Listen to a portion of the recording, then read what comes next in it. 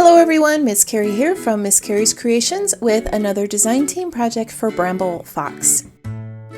Today I'm going to be creating a layout using some elements from the new wildlife collection, including the wild words, wild animals, and that adorable Jeep cut file. These photos were taken during our trip to Animal Kingdom. We only spent about an hour there, and I'll explain why as I am creating the page. I have been using bits from the wildlife collection all month long, and I'm down to just a few of the items left over. I have some of the phrases left, a few of those little animals, and some paper snips. I'm going to be pairing these elements with some bright patterns from a Simple Stories collection. The Bramble Fox Wildlife Collection also has some cut files. I have cut out a few of the tropical leaves from patterned paper and this fun little Jeep. I have already assembled this so that it's ready to go.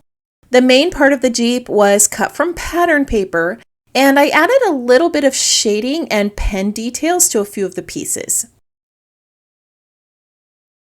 Our vacation album is 8.5 by 11, so I cut down some white cardstock and a few patterned papers for the background.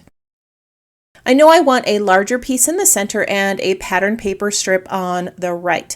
This is the same pattern that's on the Jeep, so it's going to coordinate really well. I am going to need some type of border over here, and I'm not sure what I'm going to add. But at this point, I've realized that white cardstock around the edges is a bit too harsh, and I want to add something to it. I've brought in Bramble Fox's Circle Stencil 34, along with some speckled egg and bundled sage Distress Oxide ink. I'm creating some little bubble-like elements on this background. I don't want to add too much color, but just enough to create some whimsical elements on that background. With a blending brush, I'm adding a small amount of speckled egg ink to about 3/4 of the circle, and then I'm adding some of that bundled sage around the edges. I'll come back in with the speckled egg and blend the two together, and it creates a nice little bubble-like image. As I'm adding the circles, I am bringing back in the pattern papers occasionally just to make sure I have a nice balance of shapes and sizes around the edges. So I'm going to finish adding some more circles to this page, and then I'm going to adhere my paper to the page. I decided to add a tan frame around the edges to bring in more of that color to the design. And I stitched around the white cardstock using my sewing machine to create a nice frame. Before I adhere my patterns down, I'm going to distress the edges with a sanding block. Sometimes you have patterns in your collection that may seem a little bit too bright or busy for you to use on your page. Using a sanding block allows you to create some nice distressing on those patterns and tone down some of those bright colors. On the right side of the layout, I felt like I needed another pattern. So I brought in a border sticker that has some colors that are also going to be used on other elements of the page.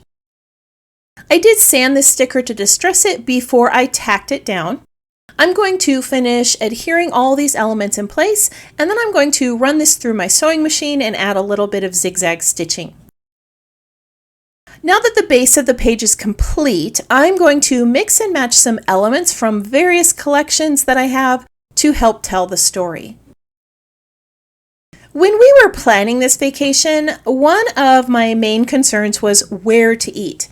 Now this may seem like a really odd thing to wonder, but when you have food allergies, going somewhere new causes quite a bit of anxiety. I asked a few of my friends who had traveled to Disney to give me a list of their favorite places to eat.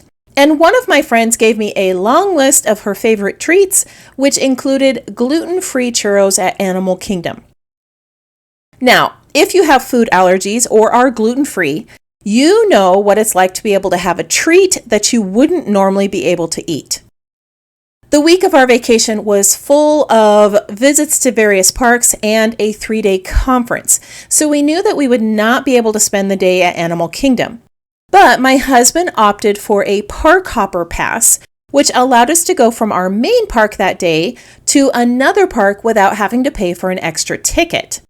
We were able to spend just enough time at Animal Kingdom to take a few of those iconic photos like that large tree and grab some of those delicious gluten-free churros.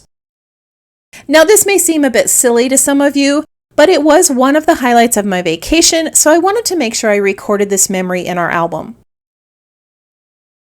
Now, at this point, you're going to see me fuss around with some stickers and bits of ephemera because I keep feeling like the base of the page has way too much weight. In front of the Jeep, I added a sign that says, "Don't feed the monkeys."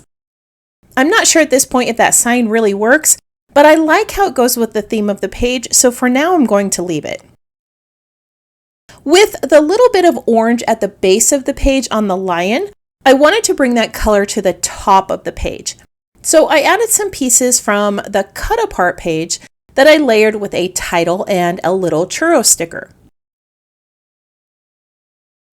I realized that the "Don't feed the monkeys" sign was just a little bit too much for that part of the page. I decided to dig through my collection and discovered a little phrase on the paper snips in black and white that says, "Don't feed the animals," which was the theme that I was going for on this page. After removing that sign and adding this to the Jeep, I feel like it balances out the design so much better.